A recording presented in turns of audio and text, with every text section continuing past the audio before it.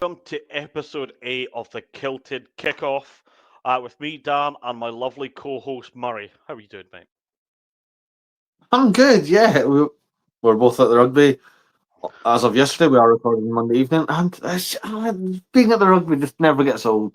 And to have a few drinks with you, my good friend, it's always better. Anyway, how are you getting on? Yeah, no, great. I loved the atmosphere at Murrayfield yesterday. There was a special little buzz about the place. There's a couple of very unhappy Aussies I chatted to after the game. But yeah, no, Right, other than okay. that, all good, all good. I think a lot of them came in with an expectation that they were going to beat us fairly comfortably. That was just from the few that I spoke to, but I can't speak for all of them, of course. They were going for their Grand Slam. That this actually, sorry, this is a really weird thing because I've noticed that all Southern Hemisphere teams call it this, and it's really confusing to us Northern Hemisphere fans.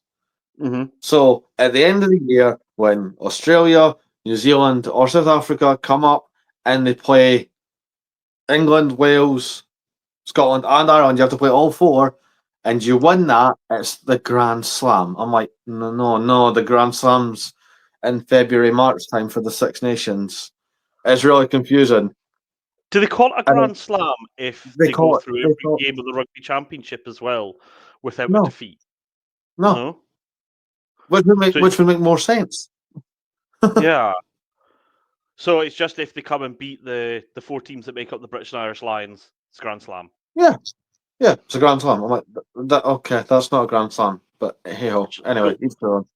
this would link it into another bit of news. So New Zealand have announced their fixtures already for next year. So it's They have. confirmed that we will be playing New Zealand in Murrayfield next season. The date hasn't come out yet, but they've said that they're going to the Allianz Stadium, they're going to Murrayfield, they're going to the Principality, and they're playing the Irish in Chicago again. So does that count as a Grand Slam for the All Blacks if they were to beat the four of us, even though they didn't beat Ireland in Ireland, or does that not count as a Grand Slam? Based off the caption that I read, it does seem like it would be a Grand Slam. But again, I don't know. It makes no sense to me. Um, but yeah, All Blacks are coming to town. Kind of stepped on my toes a little bit. Just my timing was a bit off today because Mhm. for a bit of fun, I was like, right, the All Nations is done. It's a every Monday is a really slow day when it comes to Mhm. rugby news and like breaking news anyway. So I was like, well, why don't I just predict who Scotland are going to face next year? Just for fun. Doesn't mean anything. And I went, like, so I recorded this like 8:30 this morning, but I didn't post it out till like 4 in the afternoon. Mhm. I said, I want another Scotland Day fixture and let's have it be against Uruguay. Similar to Chile, Yep. South American country, big passion about rugby. Fair enough. Then for the big house, I've had us go against Georgia because we took on Portugal this year, and we always like going against like that second tier European nation. Mhm. European Georgia, yeah, Northern Hemisphere. I don't know if Georgia's in Europe or not. Well, it But borders that's on Russia. that awkward part of the world. Yeah. A bit like Azerbaijan sort of thing. It's like, do you Yeah, want to like I class know it? I know what I you know mean. they're in yeah they're in Rugby Europe, but I don't know if they're anyway. Yeah, Georgia would be one of our opponents. Probably have that as the fixture out with internationals. Mhm. And again, no disrespect, but like we don't need we don't need Finn Russell and Burkington to go against Georgia. You don't need that. Mhm. Yeah. I've got the Wallabies coming straight back because it's always fun when the Wallabies are in town. The fan base is great. There was a lot of Aussies, as you already mentioned. There's a bit of And niggles between the yeah, Scots and the Aussies now. Since the World Cup in 2015, that very controversial quarter final, that still to this day is one of the games that I cannot watch back. Um, yeah, same. but ever since that game, there is a little bit of rivalry between Scotland and Australia. So Yep, um, I agree. And I, yeah, I, and I, I'm happy stick to it. host them every autumn. Really, the Aussies. I wouldn't mind Yeah, if I knew that it would be the Aussies plus two others. I'm always happy to yeah, have the Aussies up. that's fair. Speaking of rivalry, though, I have brought back Argentina because I can't remember how long for, but every time we play them, there's always handbags between us two. Yeah. And I'm pretty sure if you look at the history, it is bang on 50-50 now on like win ratio. Yeah, and I think that, and I said this in one of my videos earlier on, that if you could split the tier 1 nations almost into 3 sections, where you've got the top 4, and then I think underneath the top 4 you've got Scotland and Argentina that are in a little bit of no man's land, where they're better than the rest of the teams, but they're just that little bit outside of the top 4. So I think having them play would be quite a tight game, really, really close. Yeah. Plus, Argentina have been absolutely smashing it this year. And then I said the big one, let's bring the All Blacks back across to Murrayfield. Haven't seen them since we lost Doddy. That was his last appearance. And then just my timing was off. So by the time I put it out, everyone's like, you're already playing the All Blacks? I'm like, yeah, but I could still predict the All Blacks. I didn't know it was going to happen. Yeah. Yeah, it seems to be the favourite thing of people on the internet to do. If you do slip up or make one mistake, it's pointed out above anything else that you do. But hey, that's life. Yes. But hey, let's talk about the game. Let's talk about the game. We were there. We were loud. We were proud. Yeah. Look, really, really entertaining game. There was quite a few controversial moments. I ended up coming back and watching the game back on Discovery Plus after I got home, just to see what I missed. Yeah, so it was Australia could have easily had 2 men sent off in that game. Who? You had that. I know one you're on about. I definitely know one, but what was the second one or first one? You had that tackle on Tui Pilotu, where his name's popped in my head. Guy that's coming from Rugby League 13. Oh, Spatoliti. So yeah, partly broke his wrist in that tackle, but he went in. It was basically a shoulder charge, never wrapped, and I think for me it wasn't a red, but that one was easily a yellow card. Okay. Because there was no attempt to wrap. Darcy Graham gets tackled off of the ball as well, which is something that's missed within half a second. There's a shoulder charge on Tui Pilotu, and Darcy Graham gets tackled, and he doesn't have the ball in the same second. And then you've got the one where Ben White goes through and goes for the chip and chase and just gets completely taken out. But I mean, I record a lot for like matchday vlogs and I showed you the footage like from my angle, and I'm like, that's clear as day. Yeah. Like that, how? Yeah. Now they're saying that he didn't change his line, that he stood his ground, and that's the reason they didn't send him off. That as long as your feet are planted, you don't have to move. You're allowed to stand your ground. And the ref is saying that basically White could have moved out of the way. But yeah. All right. Oh, shit. Sorry, I dropped something. but see, my argument is, if he ran back to try catch the ball, right, and then just when they got into the end zone, if he just stopped and did that again, it'd be a penalty try. So he stopped a clear try scoring opportunity. Yeah, no, I agree with it. They looked at it, and then I didn't even think it was about changing the line. I thought like he didn't wrap; he just like tilted the shoulder towards poor Ben White, and I mean, you could see it on the screen. If you were close enough, you would see it. Sione was not happy, the referee, with this one either. No. I think that's one thing, if I had to say Scotland need to work on going into the Six Nations, is they need to work on a little bit the dark arts. I think they get on the bad side of referees far too often. And like, I thought, oh, you're just exaggerating, or I've had that in my comments and that before. And I saw a stat, and it was teams, penalties for versus penalties against in the Six Nations. Now, I can't remember exactly what it was, but the top team was something like plus 46 penalties throughout the Six Nations. It was Ireland or France. They got awarded 46 more penalties than they got awarded against. And Scotland were rock bottom in last place, and they were like minus 30 penalties. So you think throughout, and that blows my theory out the water when I hear people moaning about refs in a tournament. I always say, look, you need to can it, because different in knockout games, but in a league format, I've always thought that number would be close enough to zero. Maybe you give or take a little bit throughout the course of the season. Some go your way, some go against it, but it'll even out by the end of the season. But in Scotland's case, it's not. No. So they definitely need to work on their perception, the way that they show themselves to referees to get more out of it. Because in really, really tight games, and you look back at the last Six Nations, Scotland were in every single game, but in really, really tight moments, it can just be that one call, that 1-3 points that can decide whether you win or lose a game. So no, I agree. the skill's That's fair. there, but that's one thing I think they need to work on. But the positives, you claim I changed my score prediction. I don't think I did, but look, you can go back and listen to it. You can go back and listen to it if you want.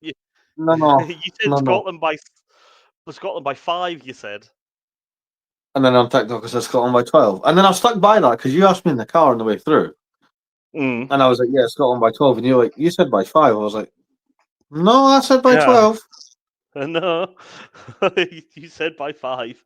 That's fine. It worked, and how poetic was it that former under-20 for the Australian team, Sione Tuipulotu, our captain, scores the opening try and bang, right through the post. Yeah, in front of his granny from Greenock. I love it. That's a good moment. Yeah, no, definitely, 100%. And it was so simple. It was first play. I don't think the Aussies were expecting it, because they went just straight over the line out into his hands, and then 2 Aussies come for him, but don't get the wrap quite right, and he's just got too much momentum, carries him over the line as easy as you like. What he does, and then yeah, Duhan will hold the record until February at least. Wasn't for the paper crying though, because Darcy was everywhere. Yeah, Darcy was very unlucky not to have a try of his own. He made a couple of breaks. I personally think going forward, if we have a fully fit squad, you should revolve between playing Darcy or Duhan. I felt like I might just be seeing things the wrong way, but I felt like they seemed a wee bit reluctant to pass to one another in that game. And maybe you and I would too, if we were competing for a try scoring record. Yeah, no, I noticed that in the first half. I said that to my dad. I could be wrong. I might have changed it in the second half because they weren't really together in the second half. But in that first half, like Duhan came in, Darcy was right off his wing and almost like straight behind Duhan. I'm like, why are you there? What are you trying to do? They came in to run along to each other, but just never passed to one another. Yeah, but I get it. Friendly competition. It's an illustrious record to have. But boys, you're going to be fighting for it until one of you retire. It's quite simple. Darcy's going to have a hat trick one game and then score none the next 2. Duhan's going to score 4 in one game and then not score in the next 3. It's just going to constantly. Do you know what I mean? Like, just are they let the it same go. age, Darcy and Duhan? They're roughly the same age. I think Darcy's younger by about 2 or 3 years, but even still. Is that? I think. I'm not entirely convinced. You can double check it on the old search engine. 27. Darcy's 27. Duhan's 30. Yeah, so yeah, 3 years, yeah. Was he 30, is he? I don't know. 29, 29, yeah. You're right, 2 years. He's 29. So yeah, boys, just let it go. These are still teammates at the end of the day. Don't get greedy, because again, in tighter games, that could bugger us. That could shoot us in the foot. Don't be greedy. These are pals. We're all on the same team. We love you both. You can both score for a week here. Do you know who's really got an impressive record though? I didn't realise it was this mental. Josh Bayliss. He has 5 tries and 10 caps. He's one that I felt should have started. Like, personally, I thought yeah. he should start. But again, I like the big beefy back row, so I would have went for That's not what you Matt call it, though. Don't Fagerson. lie. Yeah, I know, but I'm trying to keep it clean. Uh, So yeah, I would have had Fagerson, Darge, Bayless. Now look, I like Jamie Ritchie, I like Rory Darge as well, right? But I feel like in the modern game for flankers, they're a bit lightweight, and I feel like you can play one of them, but you can't play both of them together. And I think that showed in our scrums in the first half that I felt Scotland with two versatile, lighter flankers are just they're a wee bit lightweight. If you play them both together, you play one or the other, not both. fair enough. I mean, Jamie Ritchie was sensational, though. Like, turnovers, proper, like, Mhm. jackling, what he does best, and it was sensational. But just talking on back rows before we dive a bit more into the game, Mhm. I thought about this last night, and I can't remember if I actually told you or not, but, like, first choice would be Matt Fagerson, Rory Darge, Jack Dempsey. Like, fully fit back row options, I mean. See, I think Andy Christie makes it in there if he's fit, though. Wait a minute. But then, if you're thinking long term, Mhm. like to possibly switch within the three I've just mentioned, or even overtake them eventually, you've got Mhm. Andy Christie, Freddie Douglas, and Josh Bayless. Yeah. Yeah, so and they're all big boys as well. And Yeah, exactly, see. they're all big boys. Um, And if you yeah, want to be greedy, you can still rotate. You can still have Jamie Ritchie in the mix. You can still have Gregor Brown. You can still have Magnus Bradbury, Luke Crosby, Hamish Watson if you wanted to roll back the years. You know what I mean? Like, we have so much depth in back row. It's not even funny right now. yeah. We've got so much depth. Uh, we'll get into that later. We've had a couple of suggestions going Yeah. in. Mhm. Um, so one of our listeners has kindly put forward a couple of suggestions that we're going to try do in future. So they've asked us to do squad previews for both Glasgow and Edinburgh in the URC. We are going to do that. We won't do it this week though, just because it's the first week back after the internationals, and Mm. there's going to be a lot of players rested, so it'll probably be next to impossible to predict. But from next week going forward, we're going to do it, and Mhm. he would also like us to do. No, I can't remember what he called it, but not a power rankings, but a pecking order. I think he said for Scotland. So who would be your top, two or three players in every position, and where do they rank? So we'll do that at the end to replace our predicted Scotland lineup or who are fully fit. We Yeah, sort of cool. did I that like that. anyway, but we'll change that and we'll put that at the end of each show going forward. What our pecking order is. There we go. Sorted. Um, Yeah. but yeah, goodness, yeah, Josh Bayless, 5 tries, 10 caps, and 3 of them are like very back feeling tries. They're not a drive over like No, what most forwards would do. shows his athletic prowess when he does it. I Yes, mean, that he last has try was, wheels. yeah, his wheels. It was very Duhan-ish, Duhan against Italy. That try felt with a diving down for it. Mhm. And he ran away from his support, which I found odd. Like, as soon as he went, I knew he was going to score. But before he decided to go right, I wanted him to go to the inside because there was 3 Aussies on him. And he just went, nah, no, I've got today this. I'm Yeah, scoring. He said, I don't finally. need my support. And one thing that I like, and he backs himself. So when he went to the outside, he didn't Mm, half-heart and think, "Oh no, I better go safe." Once he committed to going to the he outside, was going. you Yeah. know, foot went down, and it was like, all or nothing. It was like I'm getting in that corner, or they're pushing me out. It's like there's no half measures here. I'm going for it. Can I just say, right? And it's not a big thing. Like compared to Southern Hemisphere commentators lose their marbles over every point scored, and it's great. Hmm. And we're not the best at it in the Northern Hemisphere. But see when Josh We're a Bayless bit got that try, if you mild. go back to watch Yeah, it on TNT Sport, they're yeah. like Darcy Graham with a break. And it's Bayless. Oh, Bayless! Ah, he's done it! And they proper lose it. And I'm like, yes, that's how it should be. But I found something interesting that I noticed Mhm. it. Um, apart from Ben White coming off for George Horn, All our starting backs played the full 80. All of them. Finn Russell, Sione Tuipulotu, Hugh Jones, Duhan, Darcy, Blair Kinghorn. 6 of our 7 starting backs did the full 80. Yeah, and as much as I rate TJ, and I think he's going to be invaluable for Scotland going forward, and to win championships, the one thing I think Scotland needed to improve on wasn't their starting 15, it was probably their bench. He is great to come off, but right now, I don't know who you would displace. Like, Kinghorn was having too much of a good game to take him off. You're not going to take off Duhan or Darcy or, the Tuipulotu and putting him in at 12 unless there's an injury. So I think if we ever go for a 6-2 split on the bench, did we go 6-2 or 5-3? I don't have we did 5-3 because George Horn came on and Kyle Rowe was in the 23 jersey. Oh, so Kyle Rowe didn't come on either? No. That's what I'm saying. We used one back sub. I'm not sure if I'm a fan of that now.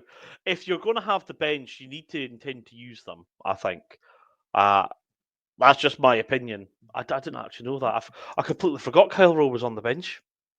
There you go. But that shows how good the starting boys were. And again, nothing against Kyle Rowe or Tom Jordan for that. Didn't need them. No, they weren't needed, and I think the fitness difference started to show because after about 55, 60 minutes, you could see it. The Australian boys were tired, like a little bit of lead in the legs, and Scotland's fitness really started to show. And I think that was the main difference between the first half and the second half. In the first half, Scotland were all over them, had so much territory, had so much possession, but did fairly little with it. But as soon as the Aussies started to tire, gaps started to show. I know I said I had Scotland by 9, you had Scotland by 12, and it was Scotland by 14 at the end. But in reality, if it wasn't for that one bit of magic, orchestrated by Tate McDermott, it would have been Scotland by 21. So I actually think that scoreline flapped Australia a little bit. Actually, if Finn Russell's kicking boots were on, it would have been Scotland by way more. We would have been in the 30s. Yeah. Thing is, right? This is the weird bit. Finn. Sorry, you go. No. Go on. You were on a roll here. What was I going to say? I was going to say, Finn had a good game. It's just his kicking wasn't great, and then the drop goal that didn't count, which kind of upset me because that was clean. Oh yeah, and he does something I think Finn Russell's been practicing on. Like compared to 2 seasons ago, Finn Russell never attempted a drop goal, but now at club and international level, he has gone for a few. So it's something he's clearly been practicing. He doesn't use it often, but he shows he's got it in his locker if he wants. Now, I said this to the person behind him. For a lot of people, this is going to come across as blasphemy, right? I don't think the skill level between Hastings and Russell is as big as some people think it is. Now, this isn't to bring Finn Russell down. I think he's world class. I just think that Adam Hastings is a lot better than what people give him credit for, in my opinion. Now, to say one thing controversial, and I'm not going to say to start him all the time, but in certain games, is there an argument to be made for starting Hastings over Russell just because Hastings is that little bit more accurate off of the tee? Like Hastings' kicking percentage is about 10-15% higher than Russell's, and he's got, as we saw against Fiji, he's got bits of magic in his locker. Now, not as much as Finn Russell does, but he offers you more stability elsewhere. So I'm gonna meet you somewhat halfway here. Yes, right. So Adam Hastings is a lot better than people give him credit for. Yeah. But I think the gap between him and Finn's still too big, personally. Because you've seen it a couple of seasons ago, even a couple of games ago, when Finn's on song off the tee, he's untouchable. And then you've got the magic that he does in open play, regardless. So I think when he's just a bit wired in a bit more on kicking duties, it's like leaps and bounds. I'm not taking anything away from Hastings because he is good and he has got that little bit of cheeky bit of skill about him as well. But the only game, and again, I'm not trying to sound harsh here because Mhm. he's shown a few years ago that he can carry the team and can start as 10 when Finn wasn't there. That one he But was dropped. I thought he had quite a good Six Nations until COVID he came did, in. yeah, he absolutely did. But the only time I can see Adam Hastings starting over Finn is out with the international window or Finn's hurt. I'm wondering what it would take to change your mind. Like, so if now that TJ is leaving, if he's the main man for Glasgow and Glasgow went and won the URC again, or maybe had an impressive run in the Champions Cup, I think a lot of people are calling Glasgow Warriors as dark horses. I wouldn't think they're dark horses, but a serious contender for the Champions Cup this season. If Adam Hastings was the man at the helm for that, I think that if you start translate with, to the national level? I think if so let's just say Glasgow go on an absolute tear, win the URC, run deep into the Champions Cup, and Bath, just for this purpose, Let's say for argument's don't win sake, the. they go and do the double. They win the Champions Cup as well and the URC.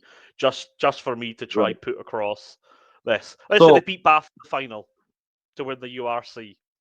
Not the URC to win the Champions Cup, sorry. Glasgow beat Bath in the final to win the Champions Cup. Do we then start having a conversation about I mean, Hastings? you'd have to. But again, it's then also down on how they perform that game. So Finn might get every kick off the tee. Adam might not score any, but it might come down to Sione getting a try or Josh Mackay. Do you know what I mean? Like, it's very hypothetical. There would obviously be a place for that conversation. I just don't see it right now. I'm not trying to sound harsh. Like if Scotland were playing a game tomorrow, and you go, we've got all our boys, and Gregor Townsend's went, I want Adam to start. I back it. I like Adam Hastings. Yeah. The only thing that it could take it away, and I don't know what the kicking percentage is like, is maybe if you took the kicking pressure away from Finn Russell and just let Kinghorn kick. He does it for Toulouse. I don't know. I'd have to check over the course of the season who's the better kicker between Kinghorn. He doesn't either, though. That's the thing. Like Kinghorn has started kicking off the Toulouse. Not often, because you've got Tom. No, I've been keeping an eye on the results. I think he does it fairly frequently, and from what I can see, it looks like his kicking game's improved a huge amount since he's left Edinburgh. It has improved, but from every time I've watched Toulouse, you'll get Kinghorn doing the occasional one, and then you've got Thomas Ramos doing it. So again, I mean, if you've got great kickers across the board, Tom Jordan's a great kicker in his own right as well. So George Horn can kick. Like, I'm not worried about who's on. Do you know what I mean? Like, at the end of the day, if you were going like, "Oh, George Horn's going to take the kicks from this angle," Adam, you're going to take the ones hella back, and the ones in the middle could be Finn. Cool, fine by me. I think it's one thing we've missed since Greig Laidlaw has retired is because he would hardly ever miss a kick at all. And Finn Russell's a fantastic kicker. But I think still against Australia, as much as he scored his try and he got a lot of his kicks, he did miss a few as well.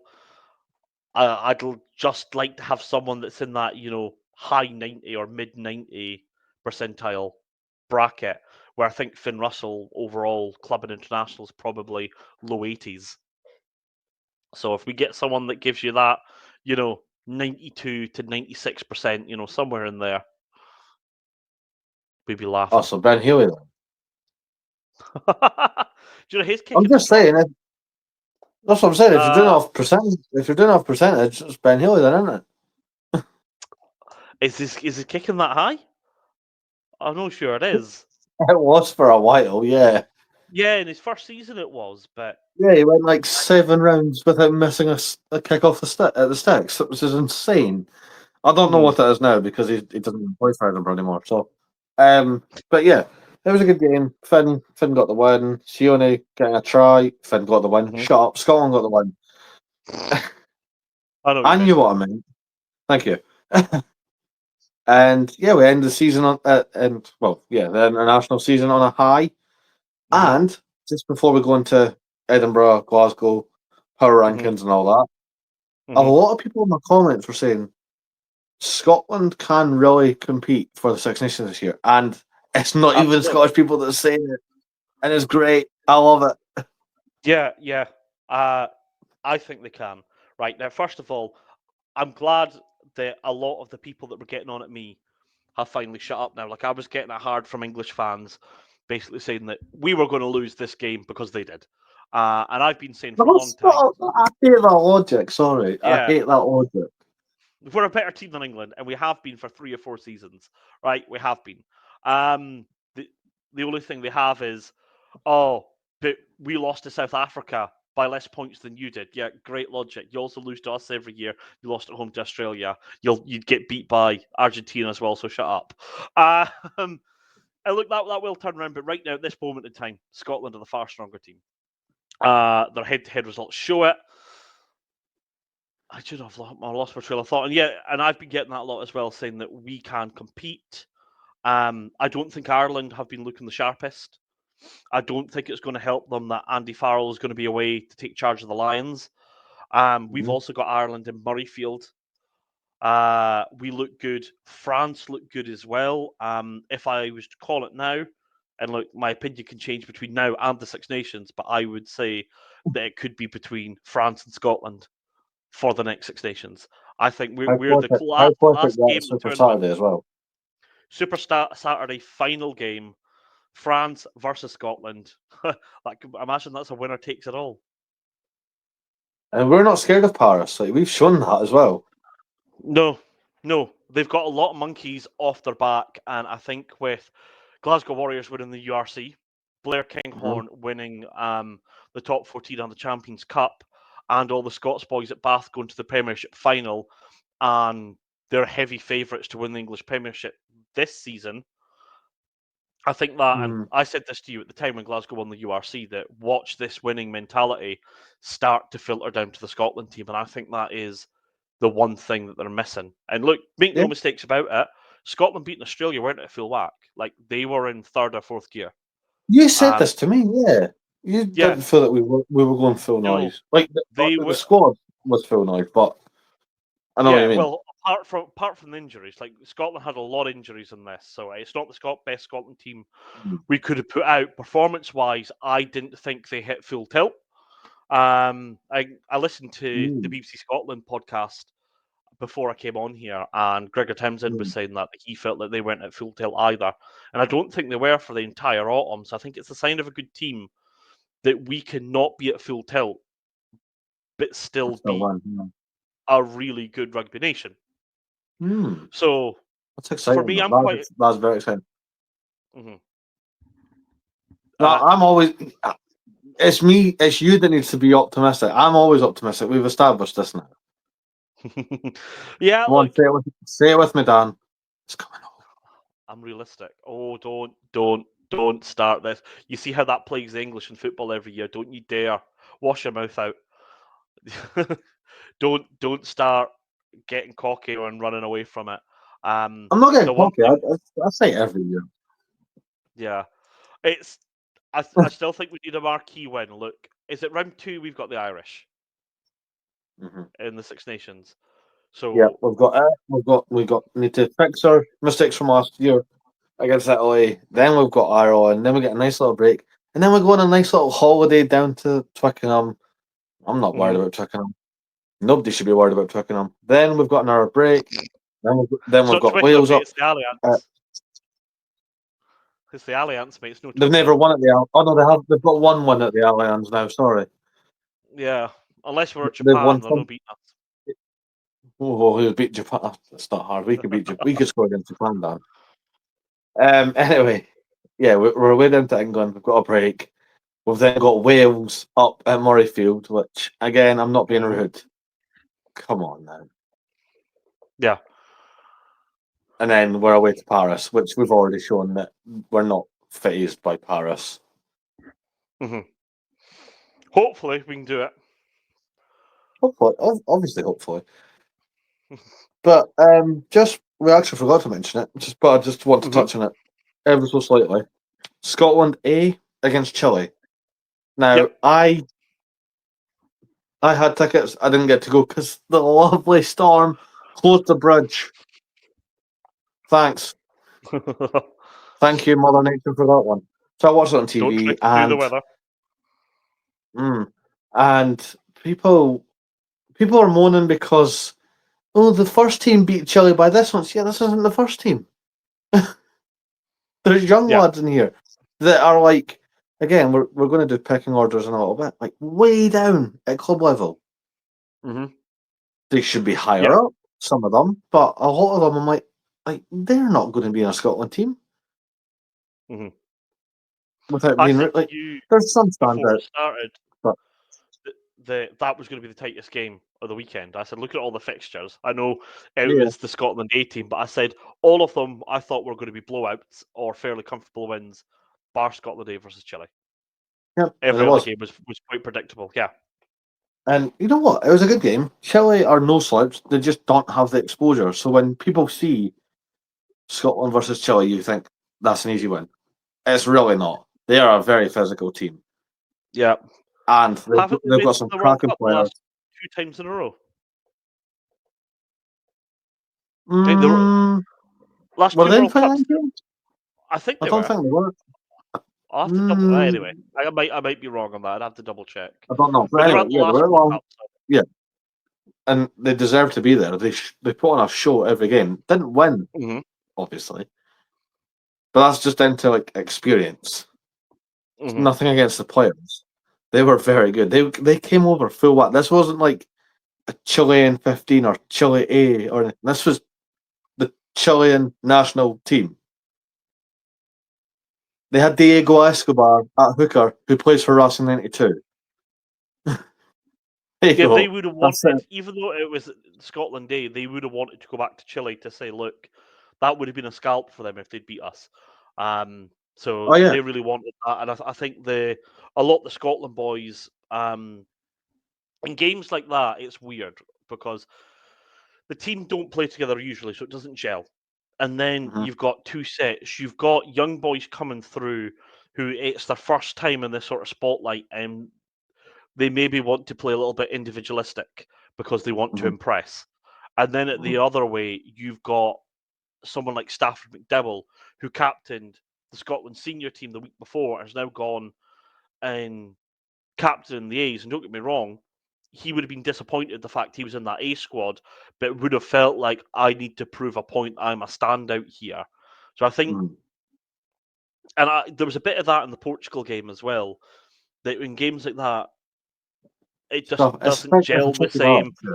You've got players who, if it was a club game for their season, might have deployed a little bit more teamwork, but would want to, show a bit of individual magic on the Scotland A game just to prove themselves. Well, And look, that's just human nature. But look, I'm not slighting any player for going down that route. But if you're in the Scotland A team, you're there because they've got an eye on you, so you want to prove, why you're there to make that next step up.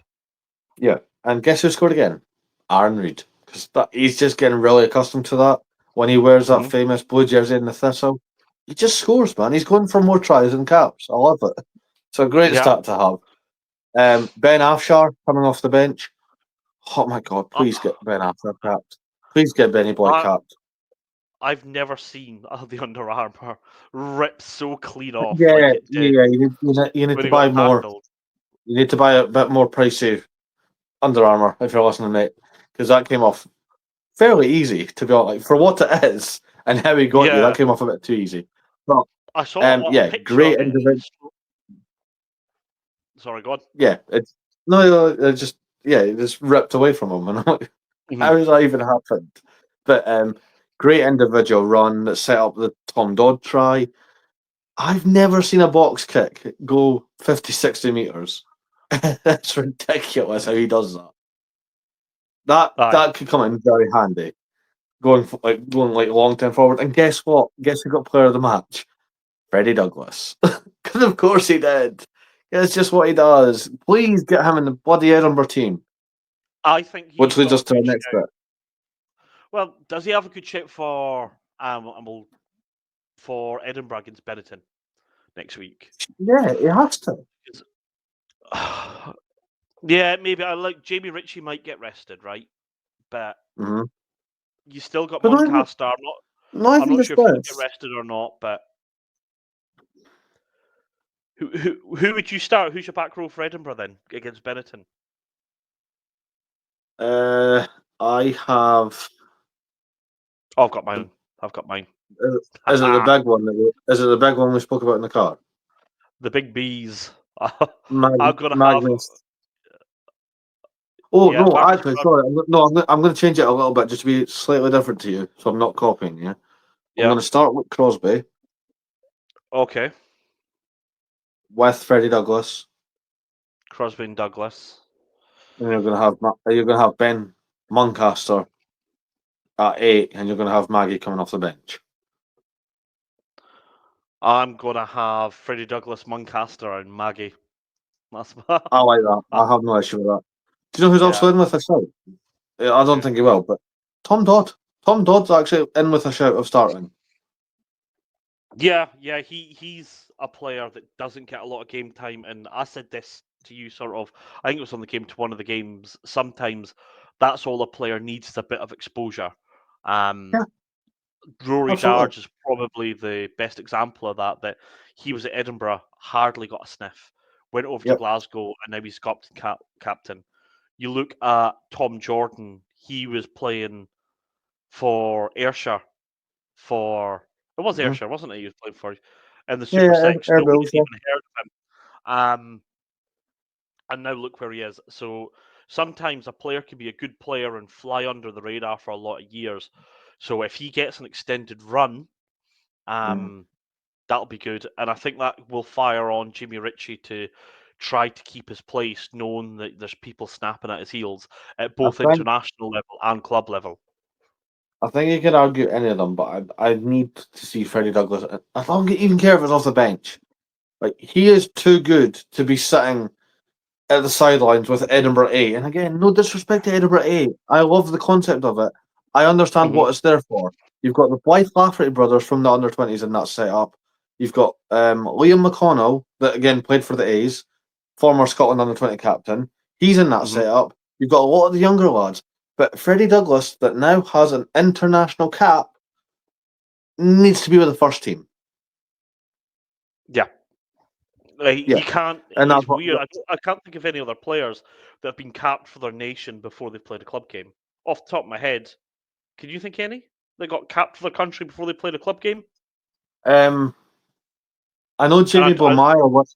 I know Jamie Blamire went on this really weird thing for England that he had more England caps than he did Newcastle starts, but he was still in that matchday squad. But that's still weird. yeah, I Whereas mean the Freddie only other Douglas thing. isn't even. No, he's Yeah, not he's not even even been capped on by the bench. Edinburgh. You have that weird thing I remember with Simmons that he got capped for the Lions before he got capped by England. And Yeah. yeah, and that's the only thing I can think of that comes close. Uh, but You have to look, go like one step up. You have to go one step further to get the one you're really after, essentially. Yeah, yeah, but he's huge. Freddie he's Douglas at Leeds, he's massive. absolutely massive. He's a big beast of a boy. And So just because I text you this after the Portugal game, Ben Muncaster has openly said that Freddie Douglas is the best jackler in that Edinburgh team, and we were all praising Jamie Ritchie. Like Jamie Ritchie loves a jackal, and yet mhm. Freddie Douglas is better than him. You told me during the week that he was flattening the new 50 cap uh, man, Matt Fagerson. yeah, Matt Fagerson put Matt Fagerson on his arse on every training session. I can't remember what Scotland player came in and said he felt sorry for him because Freddie Douglas was just really a layer into him. But showing that he's not afraid to say There you no, go. I want your shirt. And you know how much I love Matt Fagerson. I think he's Yeah, it's Scotland's great. Peter O'Mahony. And people forget how young he is, and I think going forward, he can be a very influential player. And as much as I think that, I think of the competition he's got. Freddie Douglas coming up behind him, Andy Christie wanting his shirt. Like there's Jamie Ritchie as well. There's a lot of players that'll have it, and he's going to have to perform. Any of them to keep that spot is going to have to perform magnificently well. Josh Bayliss Mhm. as well. Actually, there's another player competing for the shirt. So just at that See the number back, six, see the backwood yeah, depth we've got. Unreal. It's ridiculous. Muncaster. At number 6, there is loads. Mm-hmm. Yeah. So Anyway, shall we do our?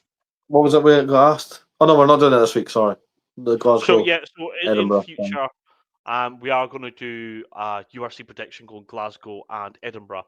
Now, with the internationals just ending and both Edinburgh and Glasgow, well, maybe not Edinburgh, but Glasgow in particular, are probably going to rest a lot of their international boys so they can hit the ground coming for their opening match in Europe in the Champions Cup. Edinburgh have got the Challenge Cup. I have to double check. I can't remember who the first fixtures are against. We're away Both to of them. Gloucester. They're away to who? We're away to Gloucester. Edinburgh's first Challenge Cup Oh, game. I think. okay, yeah. Yeah, Okay, so they'll rest. I That's think our we might toughest have to, game of the pool. yeah, we might have to rest up for that one. So there you go. All the more reason to play bloody Freddie Douglas. It's not hard. Yeah, yeah, absolutely. Anyway, So shall we? what we will do to replace our predicted Scotland lineup, we're going to do a pecking order. So this was requested Yeah. by one of our listeners. Now, look, we said this before. If there's anything you'd like us to mention or talk about, give us a comment. It comes straight through to my mobile if you comment on Spotify or Apple Music or anything like that. So just let me know and I'll bring it up. Can't promise we'll do it, or if you follow us on TikTok, mention it to any of us on there. I'm Rugby Realm, and that's Blissful Rugby. Just mention it to either of us. Go on the and I'm sure TikTok we'll page. bring The up the pod. Killie Kickles. Yeah, Yeah, the Killie Kickles on yeah, TikTok. on TikTok page. Yeah, and we'll do our best. So look, what we're going to do is we're going to do a pecking order from each position. I don't know how deep we're going to go. Some positions we've got a lot more depth than others. But yeah, let's kick straight into it. We'll just go 1 to 15 in that order, shall we? Yeah, good. Right, okay. So I don't think any of us can argue with Schumann as securely having that number 1 shirt, can we? Or would you make an argument elsewhere? Yeah. No, obviously it's a shoe. So we've got Shuey. Yeah. And after that, who would you go, Batty or Suz? I'm still going Suz. Yeah, me too. Me too. I think that's easy that you go Suz as number 2. Now, this is where it becomes a little bit more tricky. Who is your third choice? We'll try to go down at least 3 in each position. So I gave you my third choice. Oh, Jamie sorry. Batty. Batty. Yeah, Jamie Batty. Yeah, Jamie Batty. For the loose head, yeah. There's not. I think with Batty having the versatility to play both sides as well, I think he's quite underrated. He's not far away from having Scotland's number 2. Well, I think he could be back up to Shuey. I think he's at club level. He's really improved his game. A bit like Xander Fagerson, but Xander Fagerson's got a lot more praise because, of his position for Scotland. Okay, now this is where I think we are probably going to disagree, but so look, I think after third, right, for the number 1 shirt, I think it's far too open after that. So we would just leave it at those 3 and move on to the number 2. Yeah? Mm-hmm. Right, okay. Yeah. Who is Scotland's best hooker?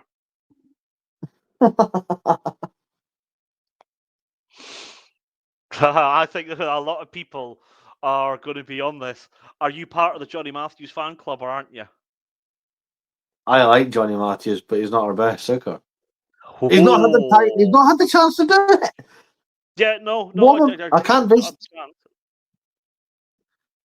It's going to have to be Ashman, and also just because of the way he threw that, it's going to have to be Ashman. Who else is going to be? You're going to say Matthews? I don't put Ashman in the top 2. I think for me, I get where you're coming from with Johnny Matthews not having a lot of game time, and I think he looks better every time he comes on. If that's the route we're going down, I'd put Richardson above Ashley. I like Dylan Richardson. I've got Richardson at 2. See, I would love to see him start though. So there's that. Yeah, I'd start Richardson and go with Matthews personally. I knew you'd say that. I have got Matthews in third, just over Paddy Harrison, without being harsh. Right, I okay. think people forget Paddy's only like 22 years old. Like Paddy's got many years before. Do you know what I mean? Yeah, no, Paddy Harrison's got a long way. Now, this is where, what do we do when we have a disagreement about the number one? Do you know what I'm going to say? I'm hosting this episode. So, my Oh, pick okay. I was see the how we do first it. hooker. All right. So, hold Okay. on. Next time we've got a disagreement, it goes your way, right? And Okay. we'll do it that way. Okay. So, for We'll the see sake that. of this We'll one, see this work. Richardson gets the number one spot for hooker. Who's the number two? So you say Ashman, I say Matthews.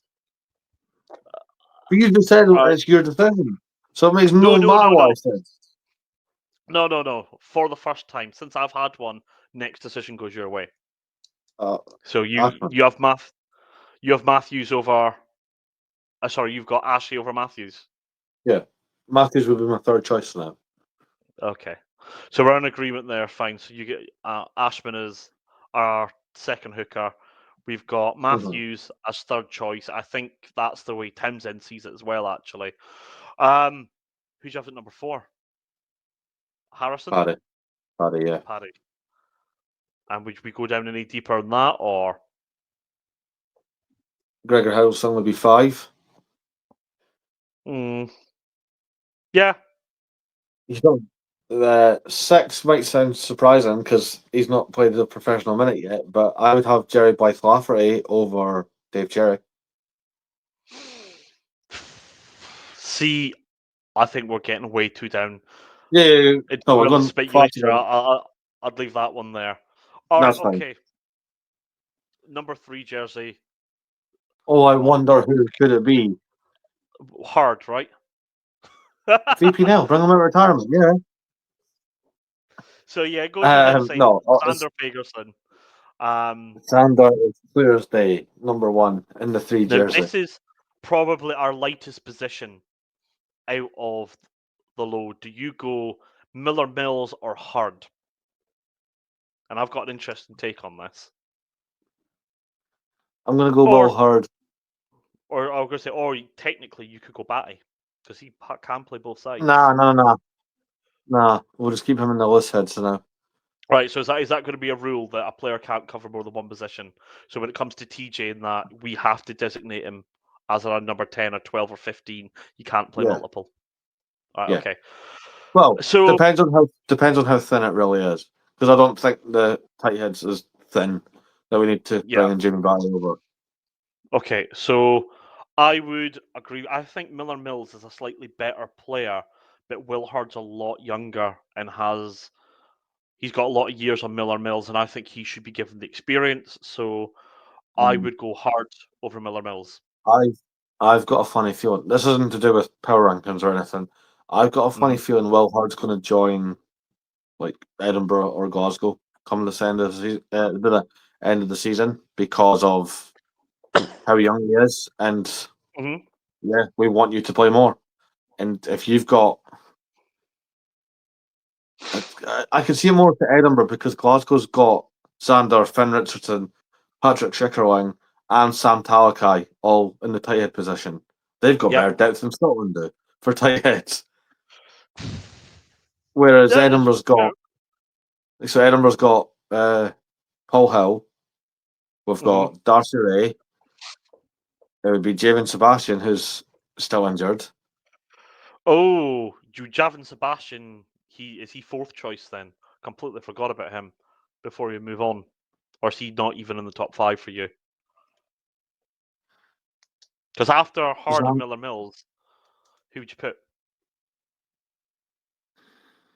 Probably Darcy Ray just for now. Ray. Wouldn't disagree with that. And then probably Javen, however you pronounce him, probably in the 5, just because he has been there and he is a solid enough player when he plays. Just don't get to see him a lot because he's hurt, unfortunately. So before we move on to our locks, let's go through our top 3. So in the number 1 shirt, we've got Shuey. After that, we've got Sutherland, and then we've got Batty. We've not gone down any deeper than that. Number 2, we've got Dylan Richardson as our best hooker. Then we've got Ewan Ashman, Johnny Matthews, which I disagree with you on that one, but you have that one. Harrison and Hiddleston. In the number 3 shirt, Xander Fagerson's our best. Second best is Hard, followed by Miller Mills, Darcy Ray, and then Yavin Sebastian as a 5th choice. Right, so me and you see 4 and 5 quite similar. It's the So same what we're position. going to do, yeah, Whoever when it says comes it's to different locks, positions, yeah, it's the exact same. yeah. If you think it's different positions, you have way too much free time. Shut up. So what we're going to do is when it just comes to locks, we'll pile them all in together. Best lock will get the number 4 shirt. Second best will get the number 5 shirt. Third best will get the second 19. spot on number 4, and then 4th spot will get the second spot for number 5, and so on. Right? Okay. Cool. So who's our best lock? For me, Cummings right now. Yeah, probably Scott Cummins. Yeah. Yeah. Who do you have in that number 5 shirt? I'm going to sound controversial here. Let me pause this.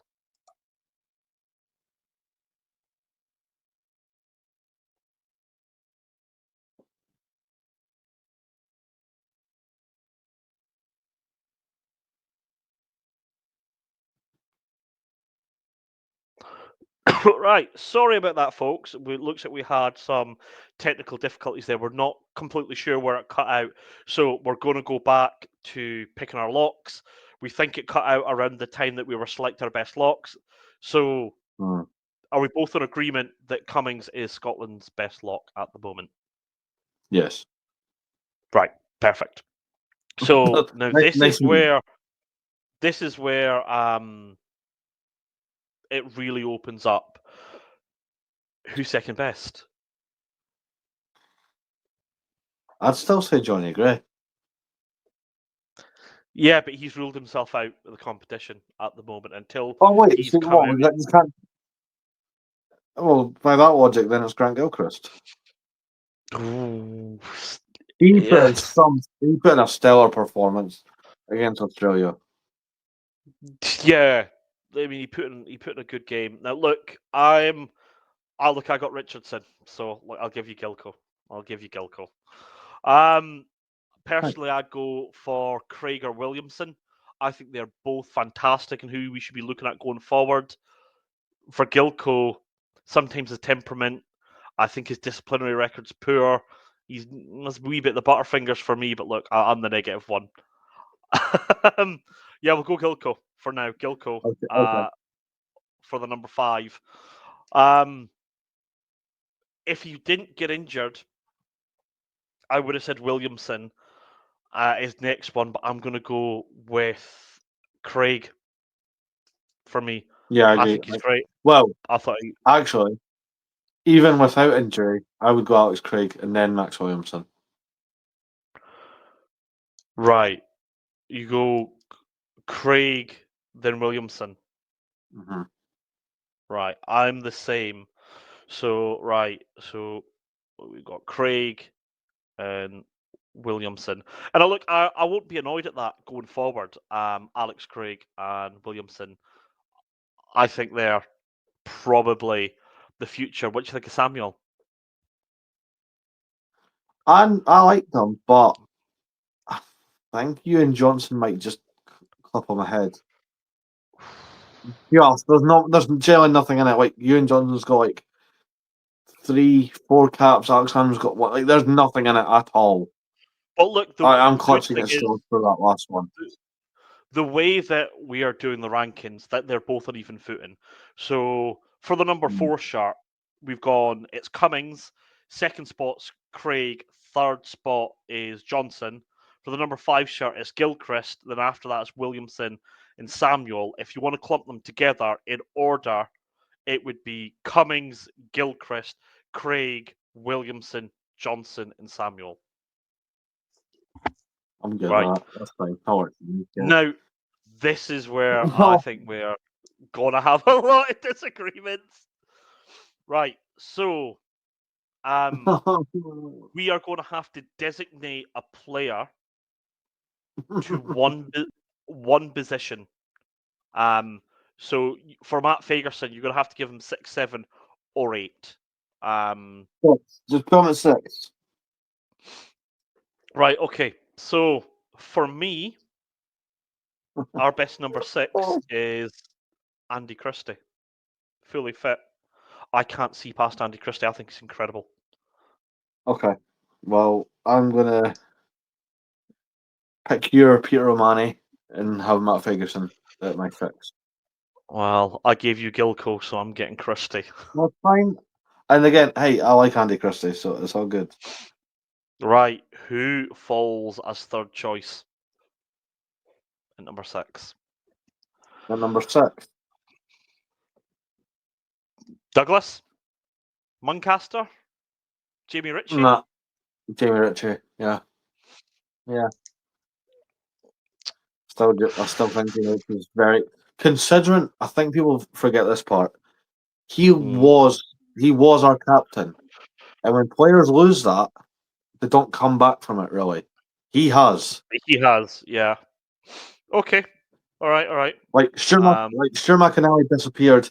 Voldemort, don't matter. Voldemort? Voldemort, don't matter where he is. Yeah. Oh, yeah. He shall not be named. Our previous captain. Yeah. The minute that head down face. Yeah. That's a clip worth itself. That's just yeah. Yeah. But yeah, no. He should not be thought of. Christie, Fagerson, Ritchie. I'm not going down a rabbit hole for Barker because we'll be here all night. I'm going to say one more because I just want to put him in there. He deserves to be on the list. I'm going to put Douglas at fourth choice. He's a 7. Is he? Why do I think he's a 6? He's actually no. He said he can play anywhere, but if you're making him choose, he loves being in 7. Right. So which makes my job a bit easier. Or is Muncaster a 7? Muncaster's an 8. But he's also a 6. Yeah, he can play anywhere. But I've got him. I see him as an 8. See, I see him more as a 6. What's he officially down as? Back row. A beg comes under back row. He's 23, Muncaster. Can play in the back. Can play on the blind side flank, and number 8. Yeah, very good. He's versatile. We get flanker / number 8. That doesn't help. Damn it. Right, okay, fine. If you want him as number 8, look, number 8 we can be quite thin on, so we'll keep him for 8 then. Fine. Moving on to number 7. Are we both agreement that Darge is our best number 7? Yes. Right. Darge. Who's next? Who's second choice? I really want to say it. Who No, I really want to say it, but I was going to say Freddie Douglass. I think he is too early to judge that off of one game. I bet I'm not judging it off one game. Did you judge it off of 2 games? No, I'm judging it off his under 20 stuff and all that as well, which I know that's not. Nah, we can't go. His turnover rate is unreal. But right, okay.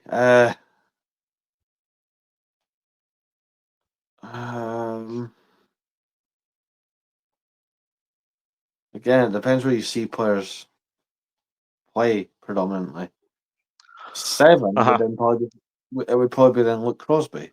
With what's going on in my head, if I'm not allowed to pick Freddie Douglass. Mm-hmm. Because you're allowed to, but that's the thing. Would you put? Now I'm thinking, would I really put? As much as I love Crosby, and I really rate Crosby,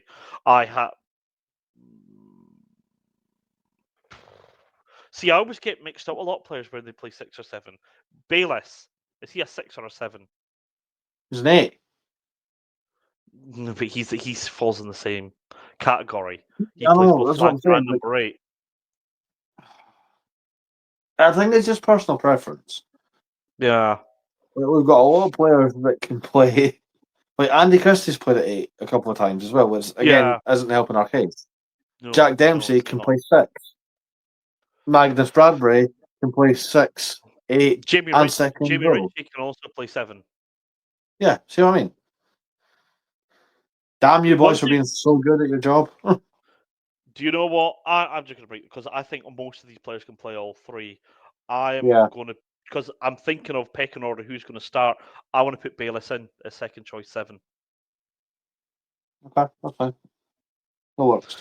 I'll just go with you on that one. Because I don't know where else I would slot him in if I'm honest. Because the more you're looking into it, they all Mhm. play across the back line for the most part.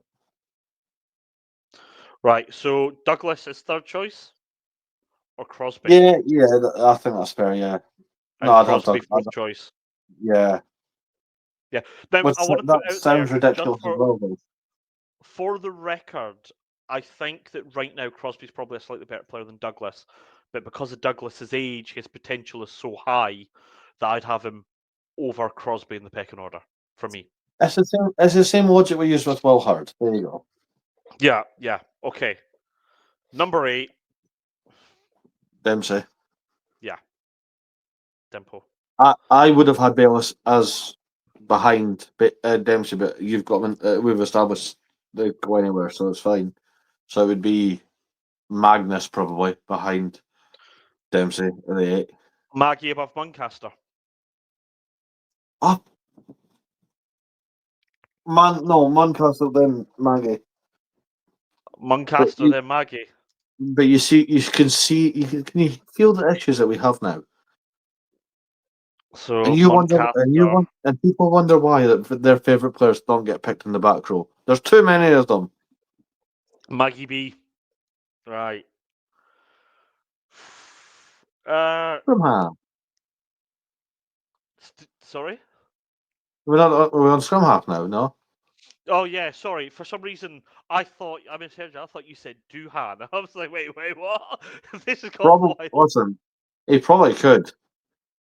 If you let him go for it, he probably could. Dwayne Dwayne. in at number 8. That'd be a call and a half, wouldn't it? Teach him how to box. That'd be Keep him fine. in a scrum half. Yeah. Okay. Let's go. So are we starting at scrum half or fullback? No, the scrum half. Right. Okay. So, who you putting in the scrum half? You starting? Ben White. Yeah. I mean, personally, I lean towards Horn, but I just don't think he's had the game time and the little I have seen of him. I'll say this in a minute. Right. Who's your backup? Who's number 2? George Horn. Nah. I've got JB Dobie. I prefer. Okay. He's gone from before the autumn. I've been on the record here saying I think that George Horn was our best scrum half, but I thought was it Portugal when George Horn went off and Dobie came on. I thought Dobie looked a better player. He's more versatile. To be fair, Jamie Dobie is my number 3, and but like there is nothing in it. Like again, it's the same with what we said at the start of the show. If you were to go, Jamie Dobie starts with Ben White on the bench, you'd be like, okay, cool. George Horn starts with Jamie Dobie on the bench. All right, cool. It's not a bad. It's a good headache to have. So from what I've heard, Dobie is one of the fastest at full tilt, one of the fastest players in the entire squad. And it's one thing that doesn't get pointed out about him, how quick Dobie is. I think he's faster and more physical than Horn. He covers more positions than Horn, and he's younger. So now I know Horn, he doesn't kick as well as Horn. Horn's got that in his locker. And And for me, that's the sole reason he stays across. Now, my cult favourite, Benny V, Ben Velicott, I really, really like him. I think he's an underutilised player for Scotland. I put him in at number 4 for me. Do you have anyone else? Who's Yeah, your I number do. 4? There's a Ben. Benny A. Ben Afshar. I think he is a super talent. And he is He's so similar younger. to Dobie. He can cover multiple positions as well. I'll concede there, right? I'll concede you there. And only on his age. If they were the same age, I would have linked towards Benny V.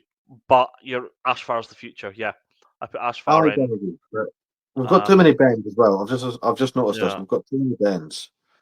So, right, just before we move into everyone's favourite position, let's go through our scrum halves. We've got Ben White, Jamie Dobie, George Horn, Ben Ashfar, and then Velicott at number 5. Shall we keep no, going? Ali, no, Ali. I mean, you could, but then you're just going down a rabbit hole. Fine. No, I'll put there. I unless you're going to fight me on this one, I prefer Velicott to Price. Okay. I'm not Do fighting you on that. you? No, yeah, but No, because where would you put this is the annoying bit. And if you go back to former episodes, them? we've both done this. We both said we wanted Velicott to start more for Edinburgh. It didn't make a sad of a difference. Then Ali Price was getting the nod and was playing spectacular, and it made sense. Well, And now we don't know where we're at because we've not seen Ali Price since the Fiji game, and we haven't seen Ben Velicott since yeah. the mess that was the Ospreys game before the internationals. I didn't think that he Charlie played well. Teal, why not? Right, I'll stop it there before we go down. So I've got White, Dobie, Horn, Ashfar, Velicott, Price. Right. Yeah, that's fine. No.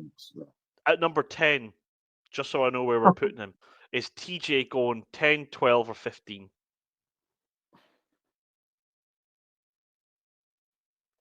10. 10. You'd have to. Right, okay. Mhm. Fly half. Right. Russell, despite my cage for Hastings earlier on, I'd still put Russell at top. I'm assuming we're both in agreement with that.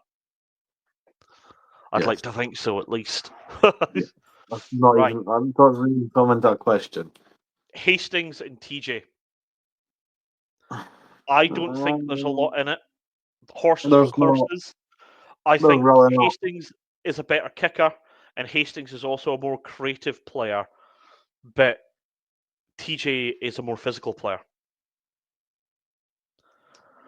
Now, out of the skills I mentioned, 2 out of 3 go Hastings' way. I would edge it to Hastings, but just.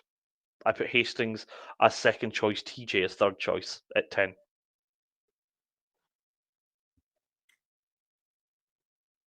I'm gonna go TJ just to cover more. I know it's not the rule. Oh, He is also younger. yeah. I don't think there's a huge amount in it. There's only about a year or two, but yeah, TJ's You know what? younger. I wish I had a coin on me to flip. I need to bring one for where we have disagreements. But That could be yeah. that could be for next week. Who had the last one? Who had the me or you? You did because you said Velicott. No, you said Dobie over Horn. Sorry. Right. Right. So we're going TJ, Hastings. Ben Adam. Who is fourth choice?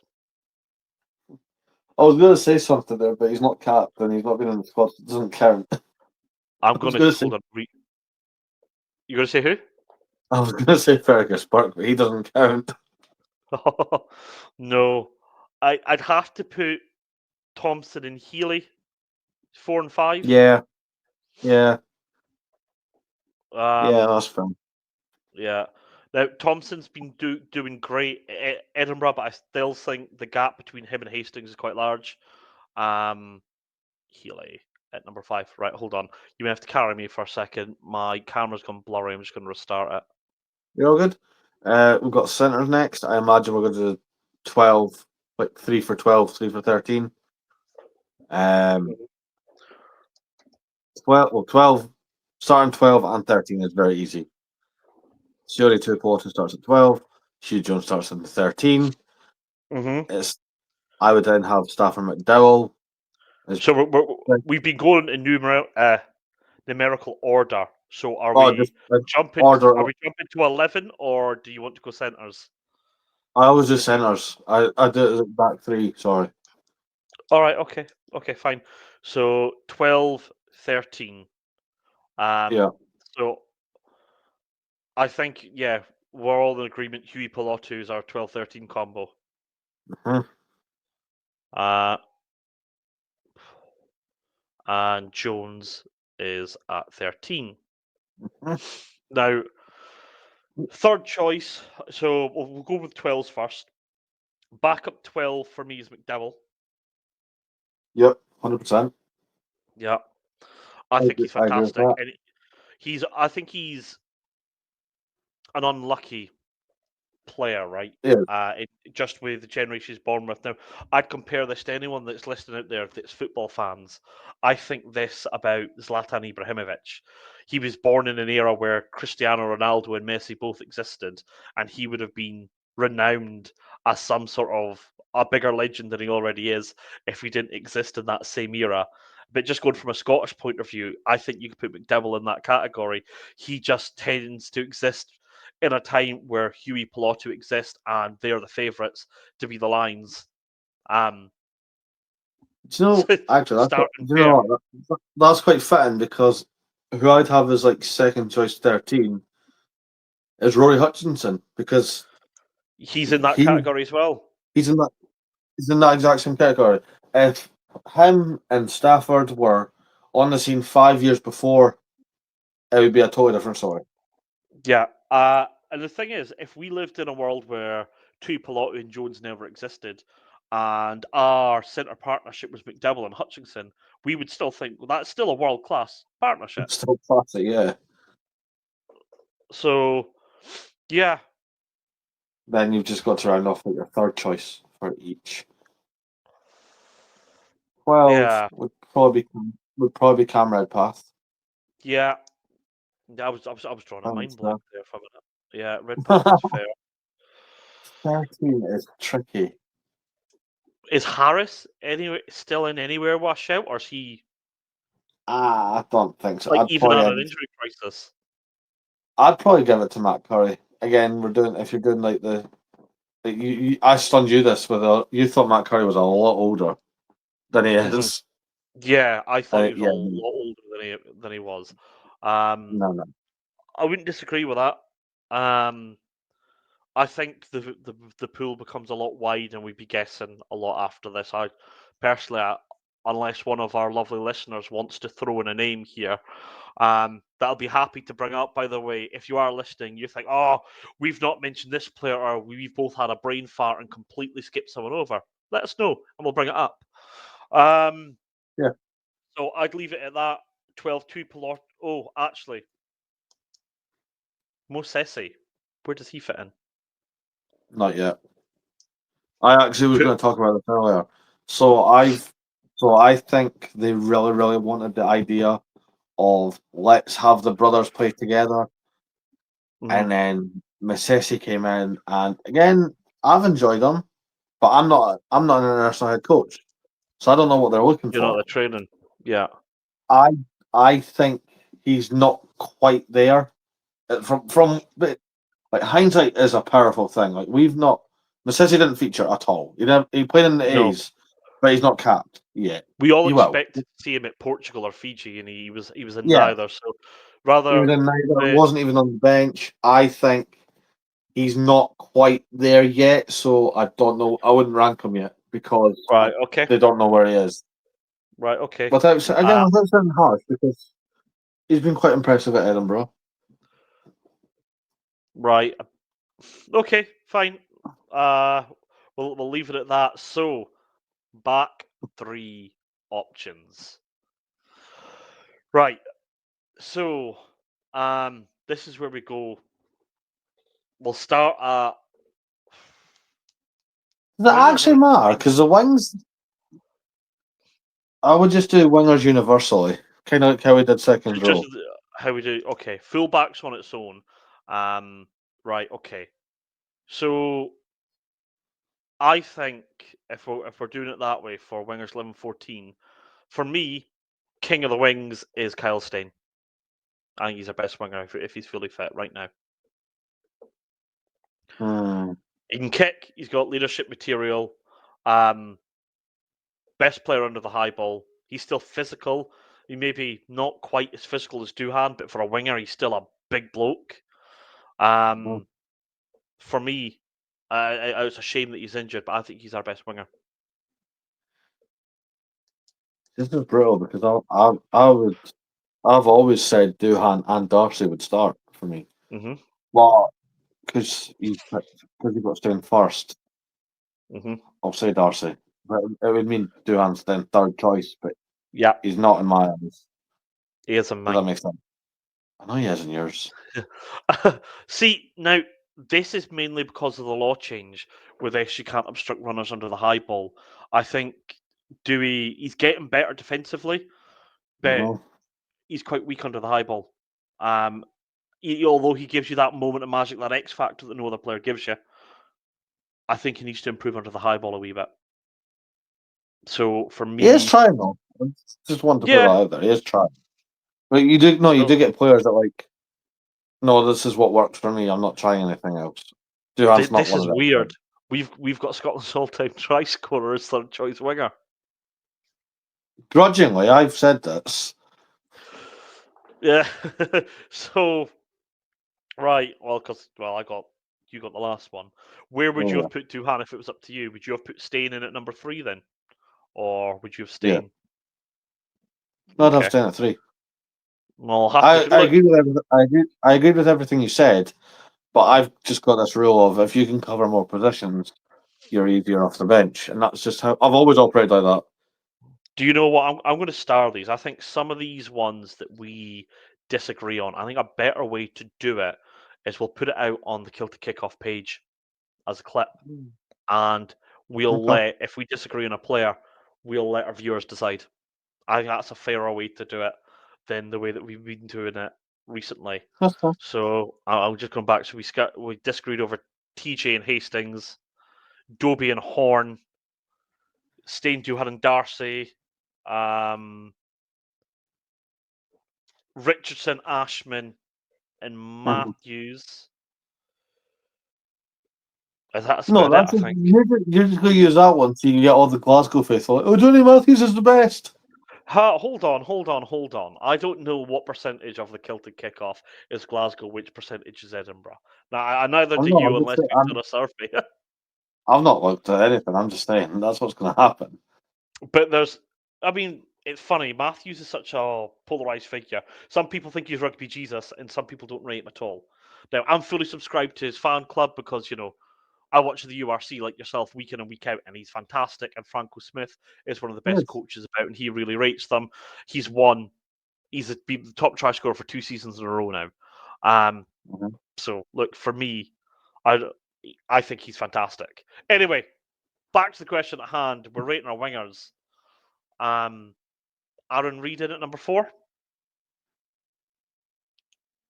Oh, where do you have Kyle? Do you have Kyle Rose a fullback? Yeah, I was going to put Rowan at Right. Okay. fullback just because if we've got TJ in at 10, I don't know who else is going to Okay. compete Yeah. with. Yeah, Yeah. So Aaron Reid would be at 4. for me, I'm just going to put out there. If I had Rowan as a winger, I would have Rowan next, but I'm going to put Rowe at fullback for this one. So I'm going to put Reid Okay. in at 4. Okay. That's fine. That works. Right. Do we want to go any deeper, or do you want to leave it the way it is?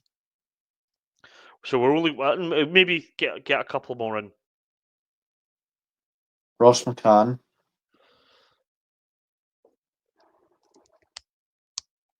I was going to say Oh, Jamie Dobie, but he's already been in at scrum half.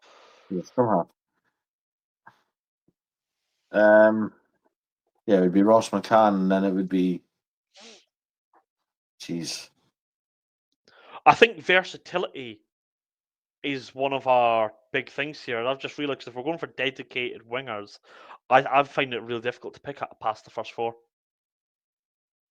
Ross McCann is a dedicated, Mhm. designated, not dedicated. They're all dedicated.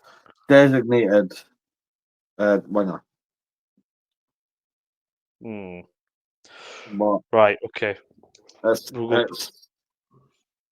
yeah, you're really trying to like wedge him in there just to fill out a list. Oh, yeah. The only other player. No, I'm not even going to put him in. I don't think he's even played. His name escapes me right now. Anyway, who was that player that played for England, winger, that we took over to the World Cup, and I don't think we ever Oh, used him. Rory McConaughey. No, yeah, he Rory don't count. McConaughey. Yeah, he don't count. He doesn't count. Right. Right. We'll leave it. We'll leave it at that. Right.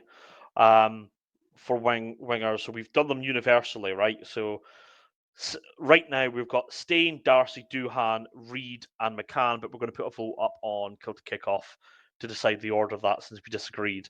There's one other player before we go to fullback that I want to mention that we never did. When we went to Scrum Half, we never mentioned Gus War. Oh damn!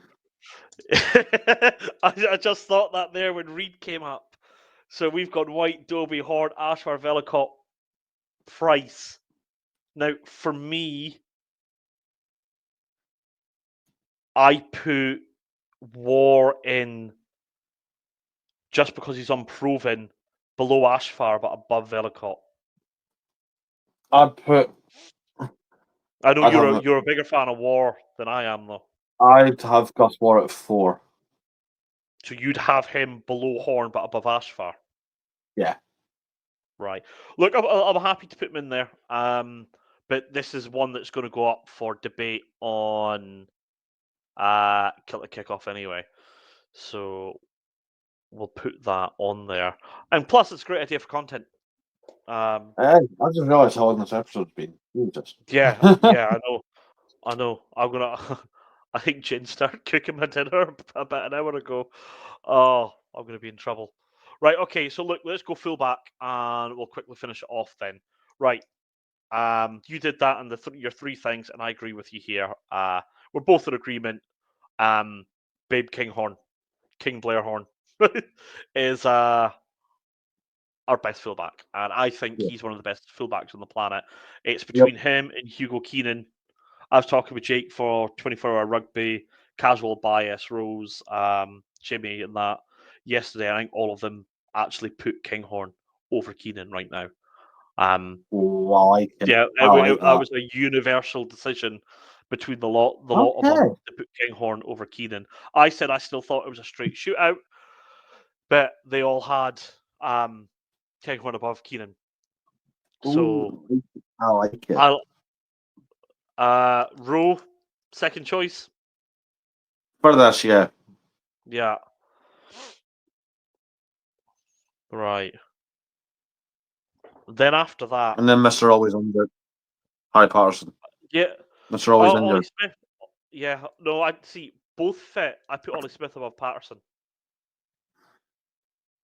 Both But fit. I'd he's wait out. If we're doing the whole if fit, we'll just wait until 2025 and just get Josh Mackay straight in. I was gonna say, yeah, Josh Mackay. He's next. So right, Harry Patterson and Ollie Smith are both injured. I think Smith's is further down in his development than Harry is. Because I mean both fit. Harry Patterson plays for Edinburgh, fully fit. Ollie Smith gets into that Glasgow Warrior team. I think that's the difference between the two. Does he If I now had to though? take Because it Josh Mackay has really made that his own. Yeah, but he still makes the overall squad. Where Harry Patterson isn't making the Edinburgh squad. Like even if he doesn't start, he's still making that bench. Yeah. He's still Yeah. getting used. Where Mm. Patterson's playing for the A's. Mm-hmm. But look, Yeah, I'm fair. happy No, to I agree put with him that. up for debate, but we'll go No, Smith. it doesn't need. No, it doesn't need debate. It's not Right, needed. okay. It's not needed debate. I'll do Smith over Patterson. Right. So, going to quickly run through them, and then we'll end up the episode because we're getting to an hour and a half. This is one of our longest ones. So, number 1, Shuey, Suz, Batty. At hooker, we've got Richardson, Ashman, Matthews, Harrison, Hiddleston in that order. Number 3, we've got Xander Fagerson, Will Hurd, Miller Mills, Darcy Ray, and Yavin Sebastian. Now, at our locks, we've just done these together. So we've gone Cummings, Gilchrist, Craig, Williamson, Johnson, and Samuel. Number 6, we've got Christie, Matt Fagerson, Jamie Ritchie. Number 7, we have Darge, Bayliss. We put Bayliss in as a 7, not as an 8 in this. So we've got Darge, Bayliss, Douglas, and Crosby. At number 8, we have Dempsey, Muncaster, and Maggie B. Number 9, we have. Where have I put scrum half? We have White, Doby, Horn, Gus War, Ashfar, Velicott, Price. Also ridiculous depth at scrum half. Like Yeah, halfway through, that's 7 good players, and our worst player on that list that we've ranked at last as a bottom British is national British Lion. So that's ridiculous.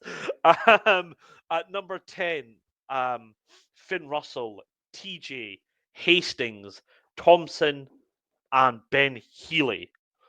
At 12, we've got Sayoni Tuipulotu, Stafford McDowell, Cameron Redpath.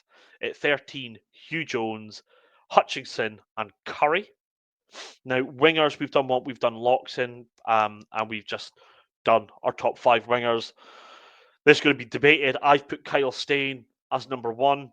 You've put Kyle Stain as number 3. So right now we've got Stain, Darcy, Doohan, Reid, and McCann. And then at fullback, Blair Kinghorn, Kyle Rowe, Ollie Smith, and Harry Patterson. And Josh Mackay's going to just jump half of that when he comes in. Yeah. I mean, if Josh Mackay was in now, I'd probably put him in at number 2. If we were to throw Mackay in now. I'm putting Kyle Rowe in there because of the lack of competition. I'd change Kyle Rowe to a winger if Mackay comes in. Okay, that's fair. Because Mackay's a dedicated fullback where Rowe's sort of like back 3 cover, but I think he's a better winger than he is a fullback. And I think that Rowe leapfrogs Reid in the wing when Josh Mackay drops into that for me. Yeah, well, look, there's plenty of rugby to be played between now and then. So yeah, we're about to cover the next week. Yeah. Really looking forward to it. I think Glasgow. Okay, let's make this really, really look quick, right? Let's wrap up before the hour 40 mark. So we'll try to spend no more than 4 minutes on each, right?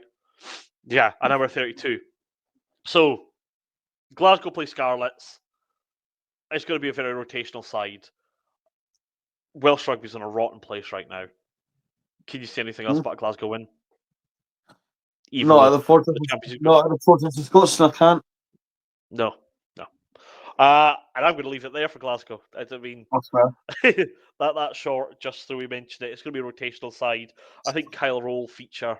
Josh Mackay will still feature. I think for Glasgow, kind of have a look at who didn't play this weekend. So like Staff will probably, Staff will probably play. Adam Hastings will start. Jamie Doby will start. You'll have Kyle Rowe will start.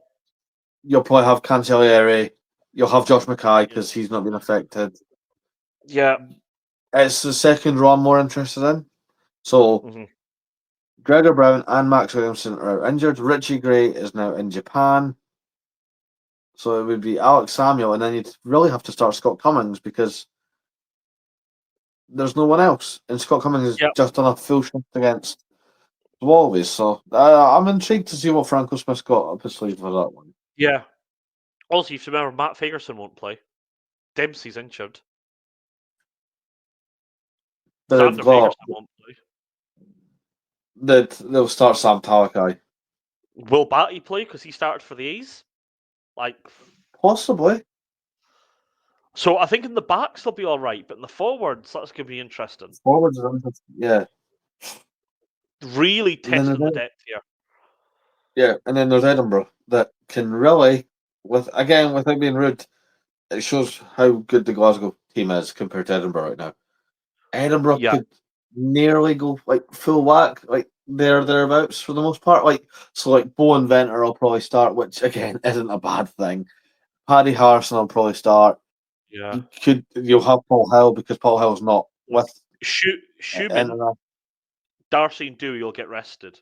Other than that, I think Richie might even start because he's only played You'll one game have- in the autumn. You'll have Jamie Hodgson and Marshall Sykes because Grant Gilchrist deserves a break. Actually, Yeah. no, you've got Glenn Young back as well. So yeah. Mhm. You've then got Jamie Ritchie Douglas could play. Muncaster. Freddie Douglas needs to play. Yeah, Freddie Douglas needs to play. He absolutely needs to get game time now. Ben Muncaster will play. Ben Valcott, Ali Price. It doesn't matter who starts at 9. They're both raring to go. Ross Thompson will probably start at 10. Matt Scott will be in the 12. Masesi will be in the 13.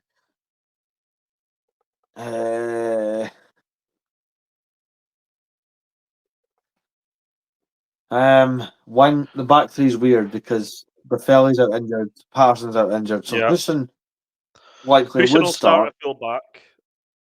But then, Ross, you'd probably have Ross McCann on the wing with Mhm. the returning Damien Hoyland. Yeah, I was going to say who.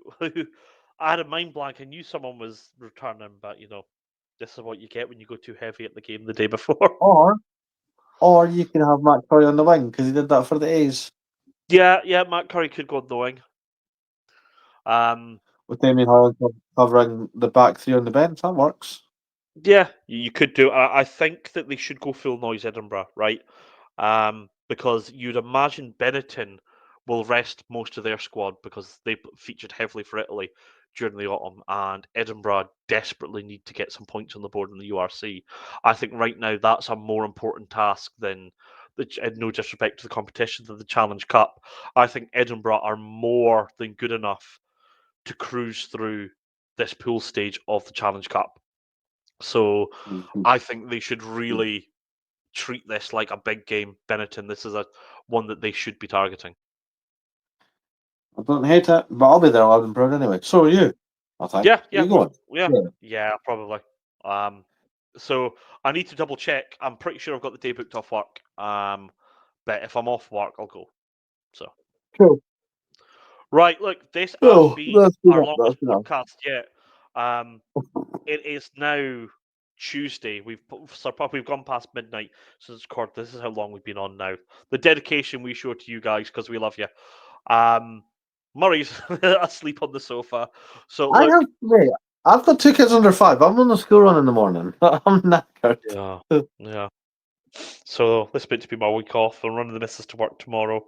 Got a load of housework and bits and bobs, that you put off for months and months. That board behind me will be getting filled with stuff I need to do tomorrow. Yeah, it's going to be can't complain. Actually, I've got the week off. I'm not going to moan. Right, no kids, and I've got the week off. What am I moaning about? Look, folks, they tune in for the rugby in our personal lives, so we'll leave it there. We'll put a lot up on our socials. Leave us a comment on Spotify or especially Apple Podcasts. It really helps us out with the algorithm to get us out there. We'd love to get some more listeners. If you've got any feedback, if you put it in there, it comes straight through to my mobile. I'll see it. I'll suggest it. Follow us on Kilted Kickoff on TikTok. Now, if you're not on TikTok, we've also got a Facebook group called the Kilted Kickoff. You can find us on there. We're trying to start up a community on there as well. We're also on Instagram. Or if you like the stuff that we do, or you like one of our opinions but not the other, we are both also individually on TikTok as well. I'm there as Rugby Realm and inverted, and Murray is there as Blissful. So look, that's it for this week, guys. We'll leave it there. Thank you very much. Yeah, we'll see you next week. See you next week.